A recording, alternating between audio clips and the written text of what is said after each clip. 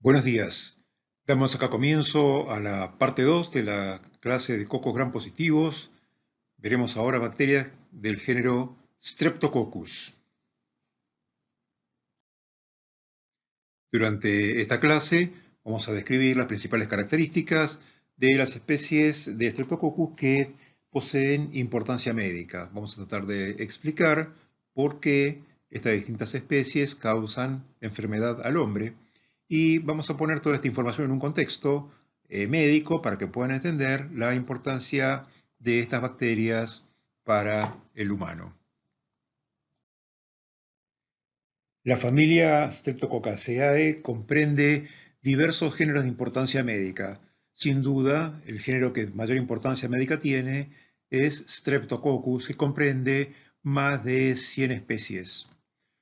Una característica que se ha utilizado en la clínica para poder diferenciar distintos Streptococcus es la capacidad de producir hemólisis cuando se los cultiva en placas de agar sangre. Dentro de las especies que producen lo que denominamos alfa-hemólisis o hemólisis incompleta, se encuentra Streptococcus pneumoniae, que va a ser descrito someramente en la clase de hoy. Vamos a concentrarnos un poco más en Streptococcus piógenes, que es un típico beta-hemolítico. Beta-hemólisis significa hemólisis completa. Hay digestión total de la hemoglobina y entonces lo que se puede ver es un halo claro alrededor de las colonias de Streptococcus.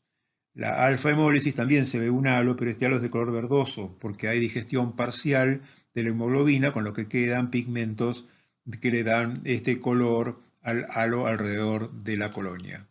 Dentro de las especies beta hemolíticas, como les dije, vamos a tomar como paradigma piógenes y también vamos a hablar someramente de Streptococcus agalactiae. Una de las enfermedades producida por un Streptococcus, que es la erisipela, ya era conocida por Hipócrates, que la describió en la antigüedad. Hubo que esperar a la segunda mitad del siglo XIX para que Theodor Billroth por primera vez haga una descripción de estas bacterias que lo observaba al microscopio formando cadenitas, que no era otra cosa que los Streptococcus. Friedrich Felsheim estudió los estreptococos y la erisipela. En 1883 descubrió que uno de estos microorganismos que formaba cadenitas causaba la faringitis, y esto fue Streptococcus pyogenes, posteriormente descrito. La característica común que comparten Streptococcus con Staphylococcus es la morfología esferoidal, pero después ya se diferencian no solo por la agrupación en cadenas, sino también por la prueba de la catalasa, como describimos anteriormente en la primera parte de la clase.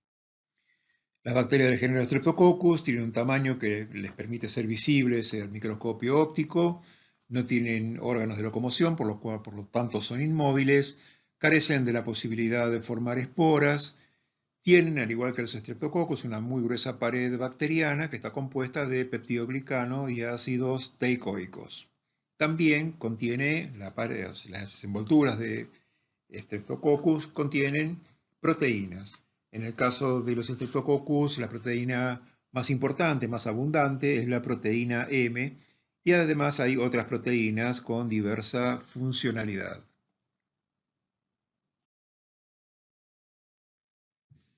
El género Streptococcus, las bacterias de este género están distribuidas mundialmente, es decir, es una bacteria ubicua. Hay diversas especies, como les dije antes, y algunos integran transitoriamente la microbiota humana del individuo normal.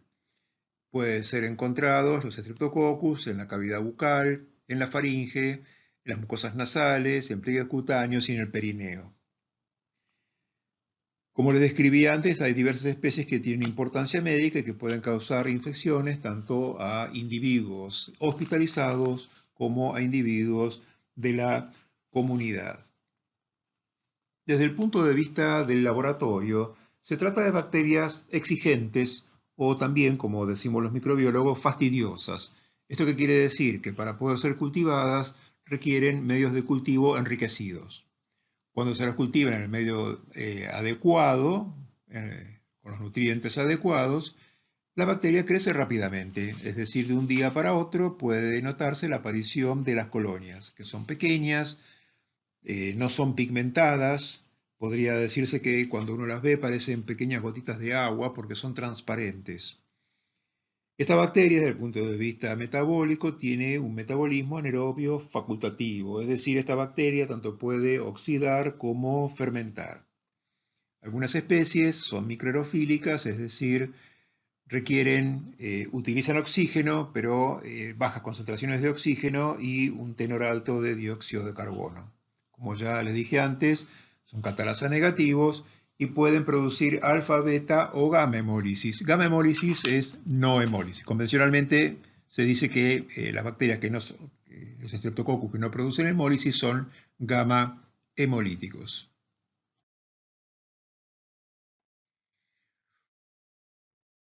Rebecca Lancefield, una investigadora en la primera mitad del siglo XX, clasificó a las especies de importancia médica de acuerdo a la reacción que podía encontrar ella con anticuerpos de distintos carbohidratos que tenían capacidad antigénica de las envolturas. De esta manera, ella pudo definir diversos grupos, desde la A a la K y de la K a la B corta. En realidad, esta clasificación, con el advenimiento de los nuevos métodos de identificación semiautomatizados, ha perdido un poco de validez, les diría, de actualidad, ha quedado obsoleta. No obstante eso, en la práctica ustedes van a ver que todavía en la clínica se usa la clasificación del grupo de Lancefield para definir algunas especies. Por ejemplo, Streptococcus pyogenes es el típico Streptococcus, que es beta hemolítico y pertenece al grupo A. Es decir, cuando uno dice que se encuentra un estreptococo beta hemolítico grupo A, esto es sinónimo de decir Streptococcus pyogenes. Por eso muchas veces van a ver que a los Streptococcus pyogenes los definen con el acrónimo EGA, Streptococcus del grupo A.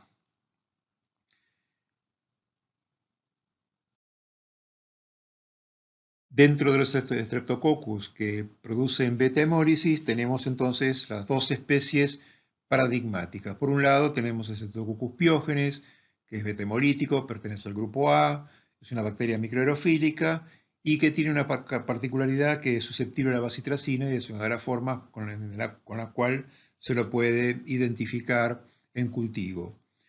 Por otro lado, Streptococcus agalactiae, de quien debemos diferenciar una de otra, también es beta hemolítico, pero es del grupo de Lancefield B. También es microaerofílico y para poder identificarlo se utiliza una prueba que se denomina prueba de Camp, que es una prueba usual de laboratorio. Lo mismo le estoy diciendo ahora que le decía antes, este tipo de pruebas está lentamente cayendo en desuso en virtud del advenimiento de nuevas metodologías semiautomatizadas. Streptococcus pyogenes, de la misma manera que hablábamos hace un rato de Staphylococcus, es un patógeno multifactorial. Posee diversos factores, en principio de aquellos factores celulares que posee la bacteria, digamos que tiene adhesinas, son diversas adhesinas, las más importantes son aquellas que permiten la unión a fibronectina. Para adherirse la bacteria a los epitelios, también tiene adhesinas que se encuentran en los extremos de fimbrias. Esta bacteria posee fimbrias, es decir, estas pequeñas ramificaciones proteicas como pelos que están anclados en la membrana citoplásmica, pero que salen hacia el exterior. La bacteria tiene ácidos lipoteicoicos. Recuerden que los ácidos lipoteicoicos que integran las envolturas, básicamente la pared, tienen actividad, son funcionales, son reconocidos por los Toll-like receptors, el TLR2. La proteína M, que es la proteína más abundante, es importante porque tiene funcionalidad. Por un lado, provee capacidad antifagocítica. Por otro lado, provee adherencia también porque se adhiere a diversos ligandos. Podría decirse que es un determinante de patogenicidad, porque se ha visto que aquellas cepas que carecen de proteína M no resultan patógenas para el hombre. Y una particularidad que tiene esta proteína M que participa en la evasión. ¿Y por qué participa en la evasión? Porque están sujetas a lo que se denomina variación antigénica. Es decir, debido a reordenamientos que hay en el material genético de la bacteria, la proteína M, cuando comienza la infección, la bacteria puede estar expresando un determinado antígeno y durante el transcurso de la infección, una vez que el sistema inmune ha reconocido esa proteína y se han generado anticuerpos, esta bacteria puede empezar a expresar otro antígeno distinto, con lo cual los anticuerpos que fueron producidos carecen entonces de actividad alguna. Existe una C5A peptidasa que está anclada a la pared y que tiene la función de degradar el componente C5A del complemento, que es un componente quimiotáctico, es decir, puede inhibir la quimiotaxis. Tenemos la proteína CIMIL-M yo les diría que para no ahondar y hacer una descripción, les sugiero que vean de la literatura que se provee conjuntamente con la clase en la página web, que vean mayor detalle sobre estos factores de patogenicidad. Debemos nombrar también que los Streptococcus y el Streptococcus pyogenes tienen una cápsula de ácido hialurónico que permite también la evasión del sistema inmune.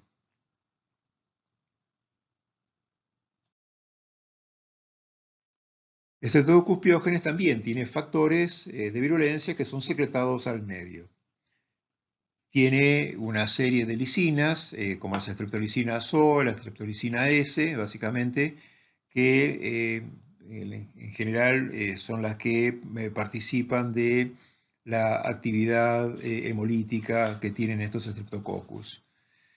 Una particularidad es que la streptolicina O es antigénica, fuertemente antigénica, y durante las infecciones por Streptococcus pyogenes aparecen anticuerpos dirigidos contra la streptolicina O.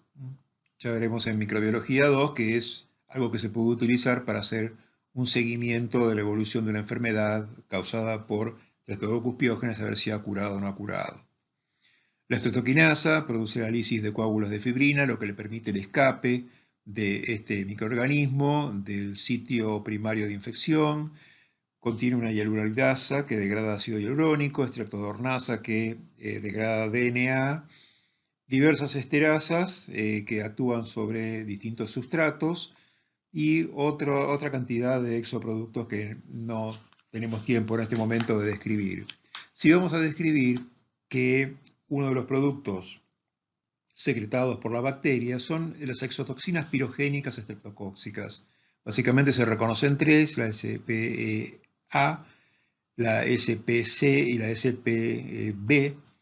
Tanto la SPA como la C tienen características superantigénicas, mientras que la SPB es una cisteína proteasa que tiene la capacidad de degradar proteínas del huésped. Y interesantemente, dentro de las proteínas que se degradan son aquellas que tienen actividad dentro del sistema inmune, como citoquinas, IgG, componentes del complemento, por lo que entonces la SPEB actúa como un factor de evasión. Streptococcus pyogenes puede causar enfermedad por tres mecanismos distintos. Una son las infecciones piógenas, y cuando digo piógenas es con formación de pus o secreciones y con acúmulos de leucocitos polimorfonucleares. Estas infecciones piógenas pueden ser tanto superficiales como invasivas.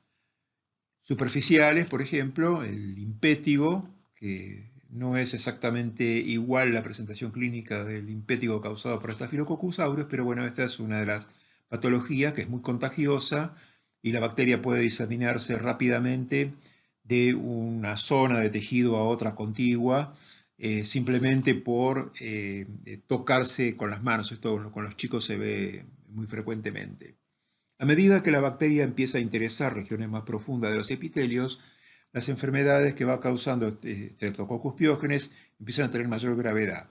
Así reconocemos la erisipela, que ya toma porciones de la dermis y ya la dermis en contacto con el músculo puede llegar a producir una diseminación hacia el músculo causando la fascitis. Estas fascitis pueden ser graves porque pueden necrotizar el tejido, a punto tal que pueden diseminar a músculo, o sea, de la fascia muscular al músculo y producir las miositis. Estas miositis pueden ser muy graves y hay algunas cepas reconocidas de Streptococcus pyogenes que tienen una capacidad tan importante de degradar tejido que en cuestión de 2 o 3 o 4 días pueden provocar lesiones como las que ustedes pueden observar en esta fotografía acá a la izquierda, de esta imagen. Una patología piógena frecuente causada por Streptococcus pyogenes son las faringitis. Se trata de una infección piógena superficial en la faringe y que es frecuente en niños y adultos jóvenes en el grupo etario de 5 a 15 años de edad. Debemos dejar en claro que la principal etiología de las faringitis son los virus, es decir, un 75-80% de las faringitis son causadas por virus, el resto por bacterias. Y de las bacterias, la más frecuente es Streptococcus pyogenes. Un segundo mecanismo a través del cual Streptococcus pyogenes puede causar enfermedad es por acción de las exotoxinas pirogénicas que libera, es decir, la SPE. El ejemplo de esta patología es la escarlatina. La escarlatina es una enfermedad que tiene manifestaciones cutáneas, como se ve en estas fotografías, y también en las mucosas. Fíjense en la lengua de este niño. Un tercer tipo de enfermedad producida por Streptococcus pyogenes son las complicaciones denominadas no supurativas que siguen a una infección estreptocóxica. Por eso se denominan complicaciones no supurativas postestreptocóxicas. Las dos que conocemos son la fiebre reumática y la glomerulonefritis aguda.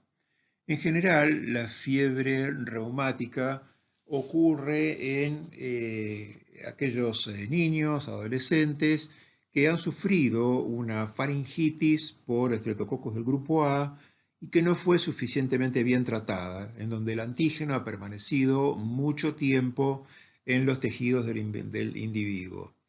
En general, este tipo de patología va a involucrar las articulaciones, pudiendo también alterar el músculo cardíaco y puede también alcanzar piel y cerebro. El mecanismo básicamente por el cual se produce la fiebre reumática es porque existe un mimetismo molecular entre la proteína M y la miosina, por ejemplo, en el caso del músculo cardíaco del huésped. Entonces, durante la infección se están produciendo anticuerpos contra la proteína M que también van a reaccionar con la miosina y provocar entonces una reacción inflamatoria muscular localizada que afecta el órgano cardíaco.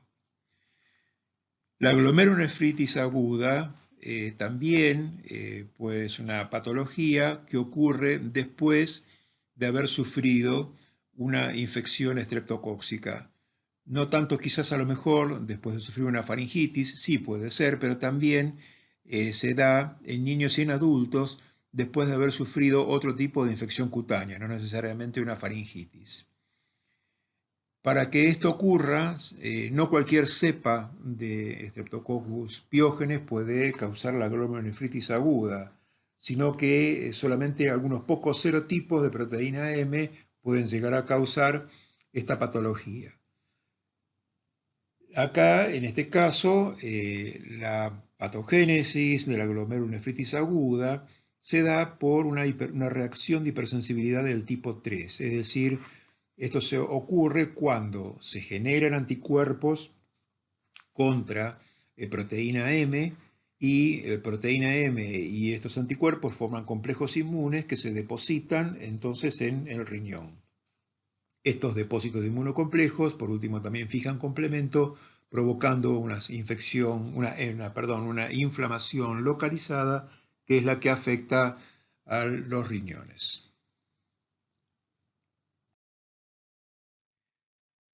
Además de las enfermedades, infecciones de piel y partes blandas, el Streptococcus pyogenes también causa otro tipo de patologías profundas, órganos profundos, y dentro de estas podemos distinguir las infecciones piógenas como meningitis, neumonía, infecciones urinarias e infecciones respiratorias altas, básicamente afectando los senos, es decir, sinusitis, otitis medias, abscesos peritonsulares, abscesos retrofaringeos, etc. También Streptococcus pyogenes puede causar a través de la SPEA, que les recuerdo funciona como un superantígeno, puede producir shock tóxico.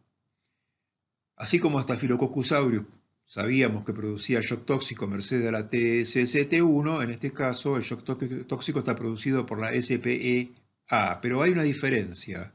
Mientras que en las infecciones por Staphylococcus aureus, a partir de una bacteria desarrollando en un sitio puntual, en ese caso el shock tóxico era producido por migración hacia la circulación de la TSST1, pero en este caso la acción de la SPEA no es tan severa y entonces requiere necesariamente que la bacteria esté en el torrente sanguíneo, es decir, tiene que estar Streptococcus pyogenes en el torrente sanguíneo y desde allí producir el SPEA para que pueda observarse el shock tóxico. Otro Streptococcus de importancia médica de los beta-hemolíticos es Streptococcus agalactiae. Este pertenece al grupo B de Lancefield. De la misma manera que los demás Streptococcus, es un patógeno multifactorial, aunque su repertorio de factores de virulencia es un tanto más reducido que el de Streptococcus pyogenes.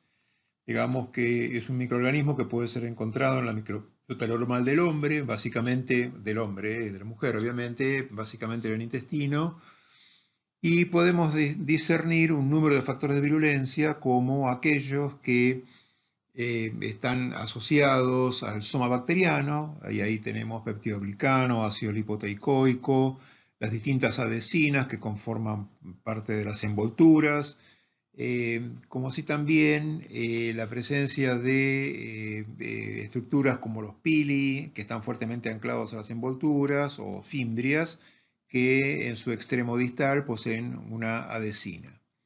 También los Streptococcus agalactiae van a generar una serie de factores de virulencia solubles, que son los que secreta al medio, como las streptolicinas, DNasa, neuraminidasa, una diversidad de enzimas, las proteasas también, y existe una toxina que tiene la capacidad de afectar la permeabilidad vascular y que esta es particularmente importante cuando esta bacteria infecta pulmón porque puede llegar a originar distrés respiratorio.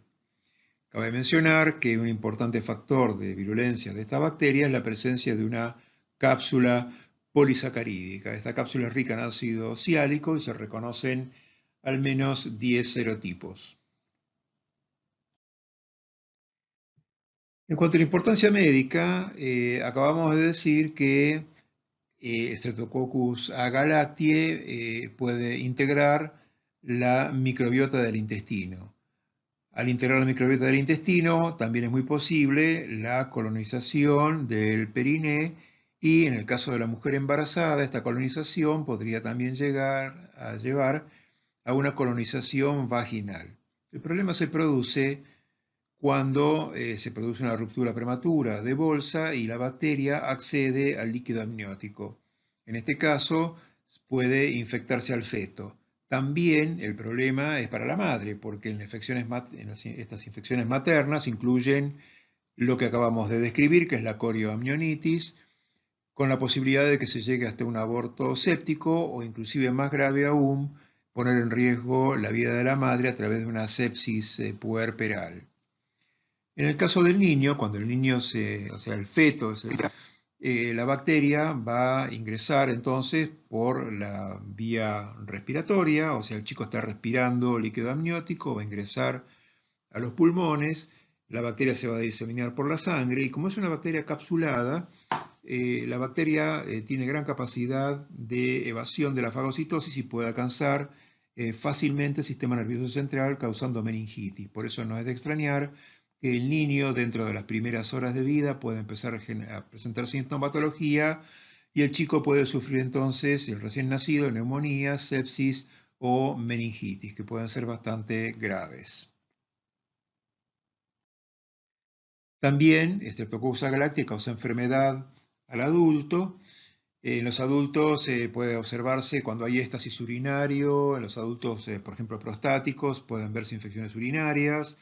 En los individuos que como enfermedad de base tienen diabetes, pueden verse las lesiones gangrenosas supuradas, es decir, por infección piógena, por Streptococcus galáctea. Se ha visto también que esta bacteria causa artritis, endocarditis, meningitis en el adulto, neumonía, empiema, y también puede llegar a invadir a partir de un foco primario la circulación sanguínea en pacientes que tienen enfermedades de base graves, ¿no? Estamos hablando de cirrosis, diabetes, neoplasias o infección por el virus de la inmunodeficiencia humana. Streptococcus pneumoniae es otro Streptococcus que tiene bastante importancia médica. Es una bacteria que también puede ser encontrada literalmente en todos los continentes, tiene distribución mundial. Y acá lo interesante que el reservorio, así como con todos los demás cocos gram positivos que estamos describiendo, el reservorio son mamíferos y humanos, acá esta bacteria es exclusiva del humano, es decir, el reservorio único es el humano. Uno puede llegar a encontrar a este microorganismo formando parte de la microbiota comensal nasofaringea, generalmente esto ocurre en forma transitoria. Y lo que uno ve que la mayor importancia médica de este microorganismo se resume en las infecciones que sufren los individuos de la comunidad. Cuando uno los observa al microscopio van a ver que la forma no es perfectamente de coco, sino que tienen forma lanceolada, es decir, como estirada. Ustedes lo pueden ver aquí en estas fotomicrografías. Y en cuanto a las características del cultivo, es una bacteria también exigente o fastidiosa, requiere medios de cultivo enriquecidos para poder desarrollar. Si la bacteria es colocada en el medio de cultivo adecuado, va a crecer rápido formando colonias pequeñas que también carecen de pigmento, tienen una forma característica para el ojo experimentado y van a formar un halo de hemólisis alrededor, que es, como les dije, hemólisis incompleta o alfa-hemólisis. Desde el punto de vista metabólico, es una bacteria que puede tanto fermentar como oxidar, y por eso se denomina anaerobio facultativo.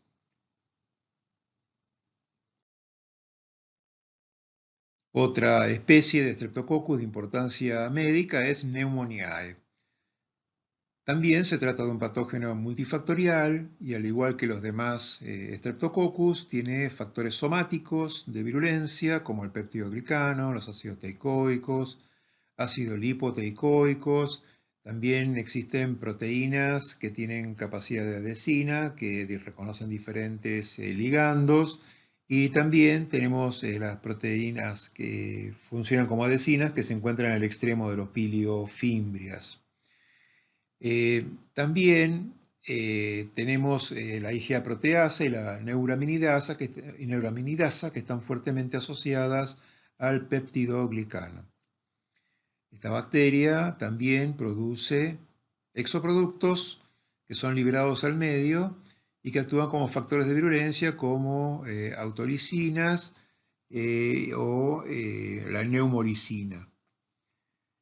Interesantemente, esta bacteria también posee una cápsula y que en algunos casos puede llegar a actuar como un verdadero determinante de patogenicidad. Por eso se los coloco acá subrayados, porque tanto las Streptococcus pneumoniae que carecen de cápsula o de neumolicina no pierden casi prácticamente toda su virulencia, pierden su patogenicidad.